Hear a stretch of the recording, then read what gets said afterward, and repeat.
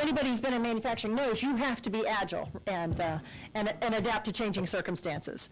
So we were just talking about other countries are investing heavily, and that Manufacturing USA is a response to the increase in that global pressure. So by this point, you're probably hungry to know, and we've heard a lot of description, but I'm going to continue to do it. What exactly is Manufacturing USA?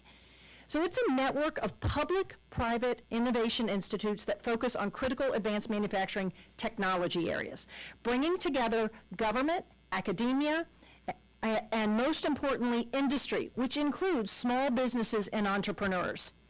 It is a new and innovative way to grow U.S. competitiveness in advanced manufacturing because it is a true public-private partnership. We heard Senator Coons say, and we have evidence that there is investment of federal dollars, but it's almost a 2-to-1 match where industry is making even more and greater investments. So that is a when you have matching federal funds, that serves as a signal to industry that they should be encouraged to make those similar type of R&D investments. This enables the institutes to drive a high degree of network connectivity across a broad network of interested players in critical technology areas. It's bringing people together, convening interested players. Now, we talk a lot about interagency and whole of government approaches. However, the reality is this is incredibly challenging. I mean, you're essentially trying to break long-standing barriers across federal authorities and infrastructure to move at the pace at which technology is changing and at the pace at which industry demands. And I'm sure, Nick, you've experienced this as well. I mean, this is not an easy feat to move at this speed. No, it's not. You find it happens so fast that you're always playing catch-up. All right, great. Well, all in all, Manufacturing USA is a relatively young program. In a short period of time, less than 5 years, the program has grown from 1 institute, which was America Makes, the very first institute, to 14 institutes in total. Now, America Makes is based in Youngstown, Ohio, we heard that, and it's focusing on driving capabilities needed to scale additive manufacturing, otherwise known as 3D printing. As you can see on the timeline here, since then, additional institutes have been launched in technology areas from digital manufacturing to advanced semiconductors to flexible electronics, a total of 14 institutes. Our evaluation was focused on the initial 8, America Makes through AFOA, which are on that timeline, and you see the dotted line there. We needed to focus on institutes that actually were in the middle of their life cycle. The most recent were just too new in their life cycle. So when you look at the data, recognize it will look dramatic, even though it was based on data from last fall, it looks dramatically different and even better now, is our hypothesis. Okay, so you may be wondering what these institutes can do to address technology hurdles facing our U.S. manufacturers. The entire Manufacturing USA program helps overcome non-trivial technology development investment challenges. It addresses what we call the Valley of Death. This is that Valley of Death is between basic research and commercialization. And it does that by convening members and pooling research resources to conduct work along the middle MRL levels. Other industrial nations are making investments to push along their private industries to accelerate them through this Valley of Death. Manufacturing USA's goal is to give access to equipment, pool project costs, develop knowledge roadmaps, and proactively focus on filling talent gaps to help our industry partners accelerate through this technology Valley of Death. The design of Manufacturing USA, this program, is deliberate. It was designed to solve a collective action problem and create network clusters that are needed to work together. So if you look at this, we'll start on the far left. This is how industries usually work, one-to-one connections. Every day's a new day. Every relationship has to be formed and developed and formed contractually and trust-wise so that they can find ways to work together. A lot of times it's by brute force. Sometimes it works out. Sometimes it doesn't. But it's slow. It is a slow process. You move to the middle. This is where we see the value of an institute and the consortium that's associated with that institute. The institute is here. It's the red dot that's in the center. This is pulling government and academia and key industry players toward a common goal. in the technology area of focus. Now you take each institute's consortium and you move to the right, and these are the 8 different institutes. And this is a representation of the collective Manufacturing USA program, this collection of institutes. You see that not only is there connectivity within the institutes, there's connectivity of the members, across members and institutes. There's cross-collaboration. And Nick talked about this in the work between Power America and NIMBLE already. But this happens in many, many cases. Each individual technology institute have their own challenges to solve, but when you think about it, they have many common problems they need to solve. For example, workforce and talent gaps. But they also share problems where many of their members are dealing with these technology challenges in one common environment. So you can imagine a U.S. manufacturer saying, I need to deal with robotics, digital manufacturing, and additive manufacturing. I don't want to have to solve it separately. I want to have a common project where we can address those challenges. This network is working to build a whole-of-economy approach to advanced manufacturing advancement. That is the theory.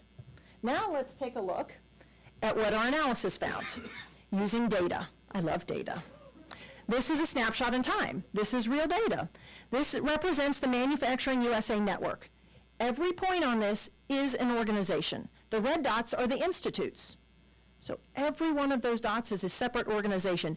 Every line is a working relationship. And the placement of each dot represents the degree of connectivity. So the closer together they are, the tighter the working relationship. As you can see, the theory of providing organizations a forum to address mutual issues is doing just that. That's exactly what's happening. You can see the pull of the members and affiliates actively working together through the institutes and the broader Manufacturing USA program. This was a fascinating analysis. And this is based as of fall of 2016. There's more than 1,200 organizations that have substantive relationships and 9,000 pairs of working partner connections. And this is just a snapshot, 8 institutes, now there's 14. This is going to continue to explode, as not just from adding the new institutes, but that because every institute continues to have events that pulls members together, solving problems and driving progress. This is the one I mentioned that the directors, we saw this and the light came on. This was the most powerful message we had because we felt there was that synergy and that power of that exponential growth, and she showed us how it actually works in connected.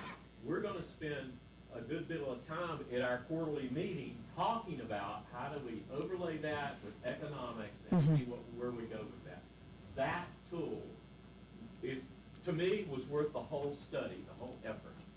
Yeah, and I think the power of this is continuing to update it and seeing that happen over time, because we're right at an inflection point where there are so many organizations out there ready to jump in, and we're going to hit this tipping point where this thing is going to explode. I firmly believe that. So let's look at a specific example to bring this even further to life. Double click, so to say. The graphic here shows what happens over time as the network grows. So we took America Makes, which is the oldest, only 4 years old, the oldest of the institutes, and you can see the member growth and connectivity over time. The increase in density in the center of the right clusters show not just more members, but the increased collaboration between those members, because they have all kinds of working groups and steering committees and projects that are in process. And why is that? Well, because America Makes focuses on the technology challenges that all businesses dealing with additive manufacturing are faced with that would otherwise take a very long time to solve individually. Things like materials usage and standards and certification expectations. Through America Makes, unexpected players are partnering together to solve common issues. And doing this in collaboration is mutually beneficial. It reduces time and overall cost for everyone. Through our data analysis, many institute visits, interviews, and crowdsourcing, we explored Manufacturing USA's progress in achieving their objectives. The evaluation details are in our report, and I've hit on evidence of the first 4 and several of our, the earlier speakers reinforced this as well in terms of what the impact it's having on their specific geographies. I'd like to take a moment to share a few things about addressing the talent gap and strengthening the regional economic clusters. First, the talent gap. Each of the 14 institutes have a laser focus on addressing talent gaps and tailoring their workforce development efforts based on the demand for their specific technological area. For example, LIFT is one of the institutes, and it's focused on lightweighting of metals and has a particular near-term challenge because there are currently 200,000 unfilled jobs in their technology area. So LIFT has partnered with the Workforce Intelligence Network to perform a skills gap analysis with 5 of their state partners.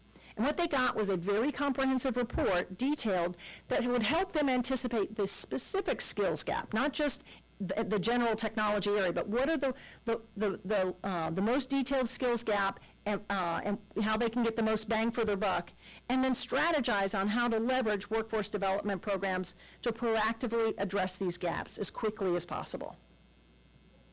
So last but not least, let's talk about Manufacturing USA and how it is strengthening regional economic clusters. And we heard that from Congressman Ryan. What we found is institutes tap into the regional clusters where they're headquartered and strengthen them, tying innovation efforts to places with strong advanced manufacturing workforces and enabling R&D knowledge spillovers. But they don't just focus on the region where they're headquartered. As this map above will show you, again, this is a snapshot in time of just the 8 institutes and their members. The orange dots are their members. Their members are everywhere, and it's continuing to grow.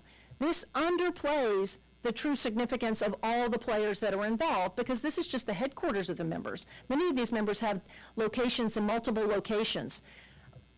It would be amazing to see, as we've added in new institutes, and if we really got to where everybody was located, the span already in less than 5 years. So wrapping up, we found Manufacturing USA has created true public-private partnerships that are successfully uniting academia, industry, government all across the country, and that in itself is a notable achievement. Manufacturing USA has attracted hundreds of members and have grown by leaps and bounds in a short period of time. In doing so, it is spurring R&D innovation, laying the groundwork for workforce progress, and it's convening leading manufacturing experts and leaders to ensure this remains a top priority, a top of mind and shared priority. These are all positive indicators of early program success. The program warrants continued focus and investment to realize the full potential of technology advancement, jobs creation, and economic growth. So thank you again for having me today, and I look forward to taking some questions. All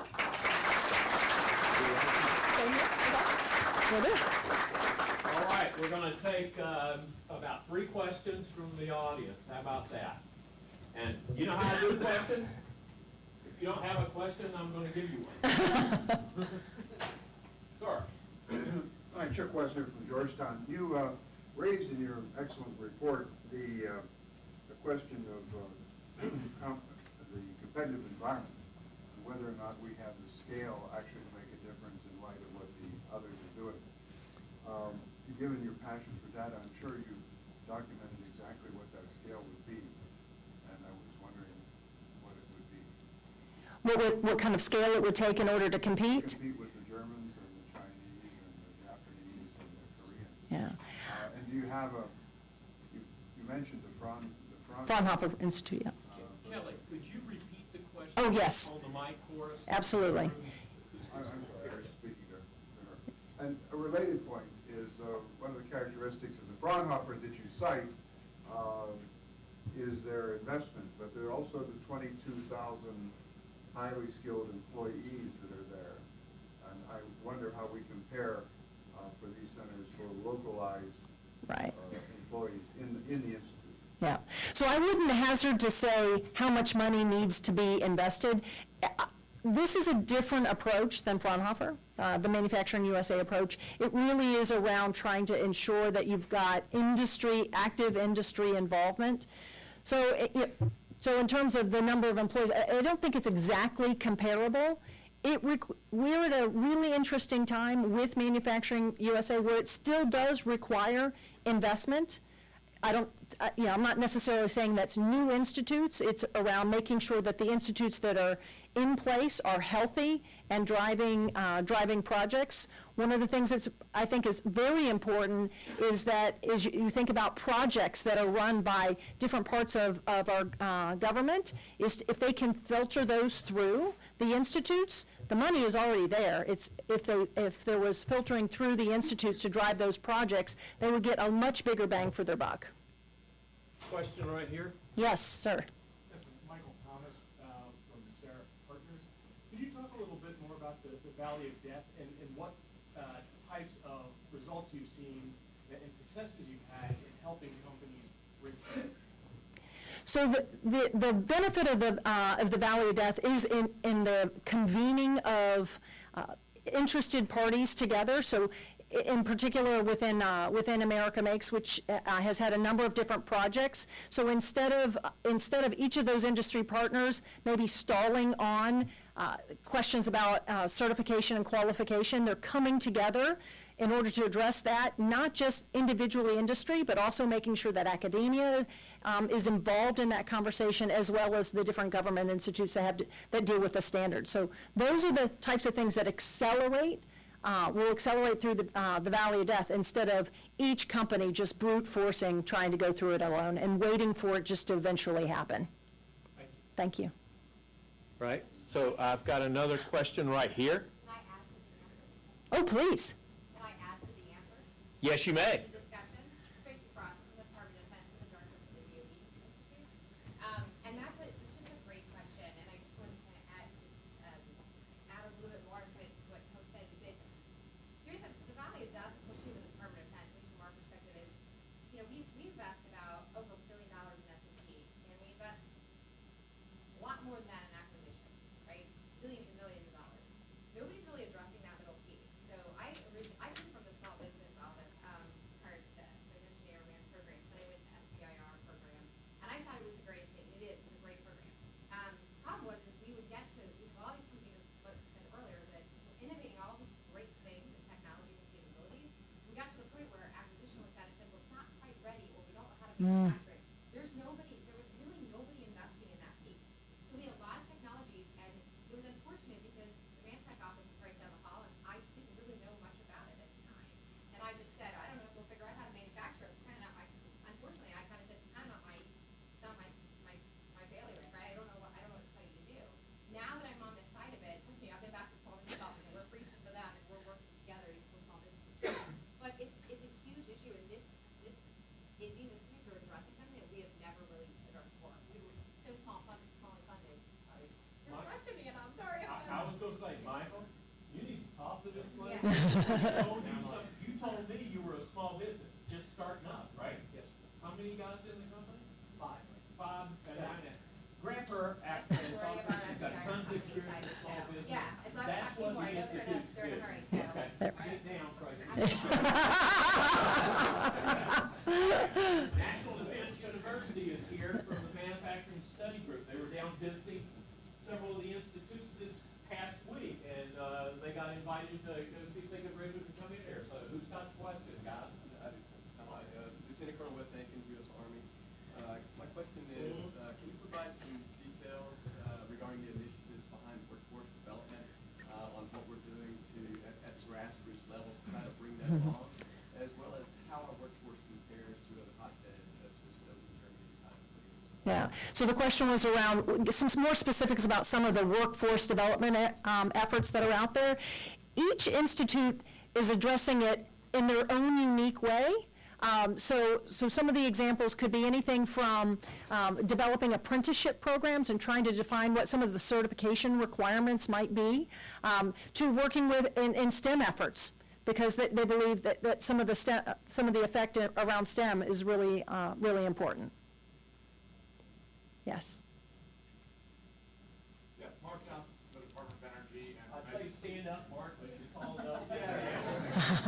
Even sitting. This isn't so much a question as a soft pitch for you, but you look at the map up there, you see some areas that are certainly Well, we manufacture all across the country. I wonder if you could comment, as you're studying these institutes, places where, I know, for instance, General Justice's Institute down in North Carolina also has a site out in West Texas, and American Makes has a That's right. site down in El Paso. Yep. So what efforts these institutes are doing to make sure they're having sort of an all of America approach?